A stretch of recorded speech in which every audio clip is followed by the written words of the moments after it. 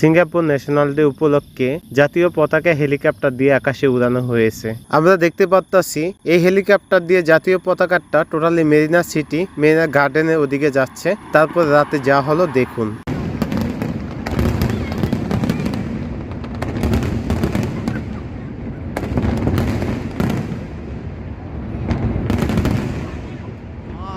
দর্শক সিঙ্গাপুর,